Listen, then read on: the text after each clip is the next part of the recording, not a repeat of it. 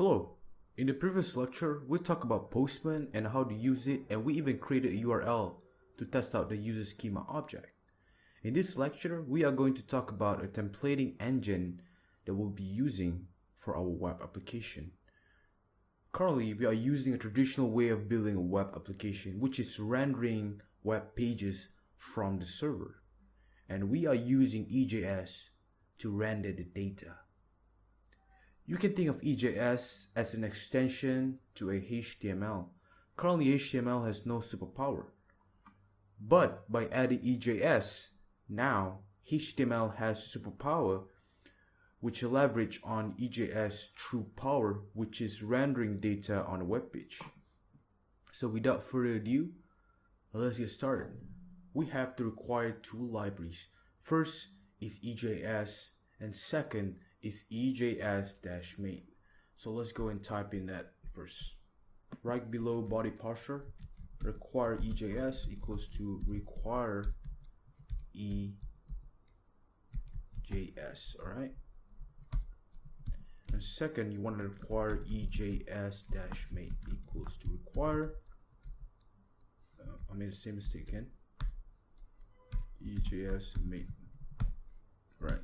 So once you have saved, go back to your terminal, npm install EJS and EJS-main and --save.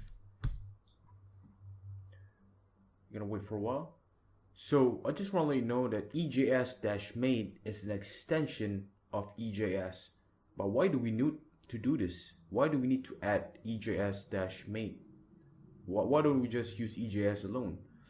Because you need this to create a flexible web pages, alright? With EJS alone, it won't be powerful enough. So that's why we need another extension to kind of like supercharge EJS, which is EJS-main. We'll talk about this later once we have coded our first EJS HTML file. So right now we have installed it to the package.json. And now it is time for Node.js to learn something new since we already installed it. And what you want to do right now, right below body parser middleware, you want to add another middleware. We have to teach Node.js to learn how to use EJS and EJS-main. So how we're going to do that? It's very simple. First, you type in app.engine, alright? Engine, then you're gonna type in EJS, comma, and then you're gonna add the name of the engine, which is EJS-main. Alright, you're gonna name it here, EJS-main. Sorry, EJS-main.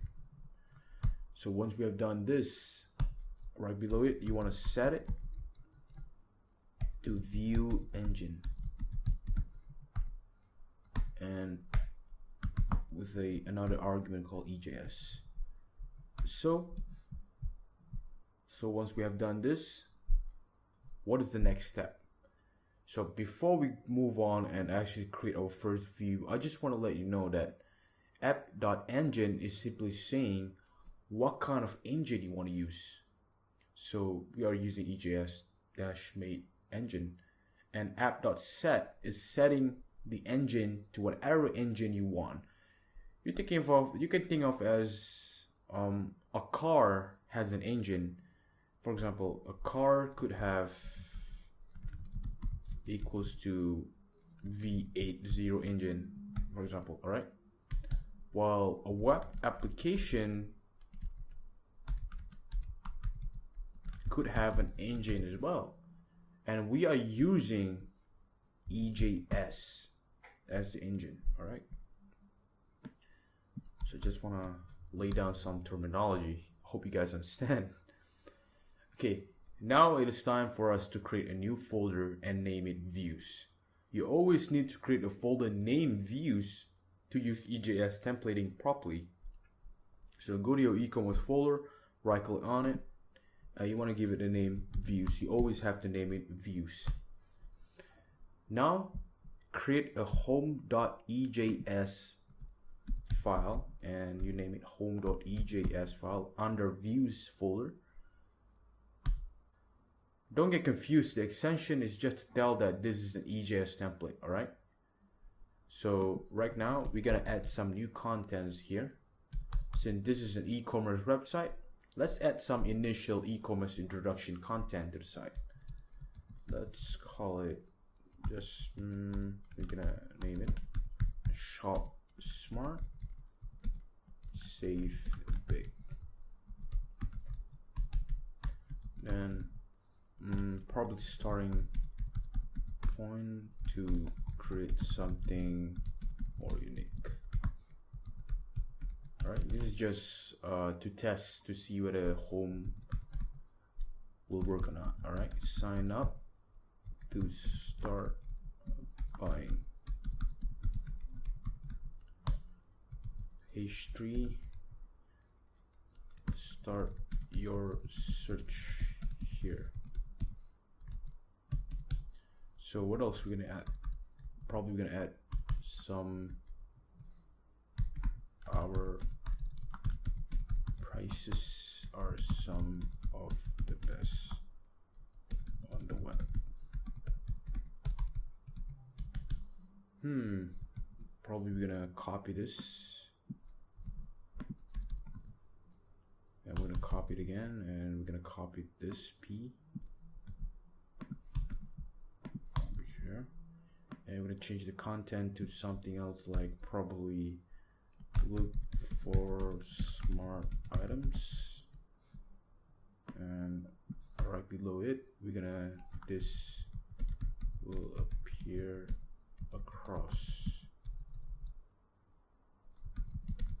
site as you add to your cart. Lastly is build a smart cart. And finally, the more smart items you buy together, the more you save. Yeah, I'm gonna add some smiley face. In order for us to see the page, we have to create a URL to serve the page. So let's go back to server.js and create a new URL.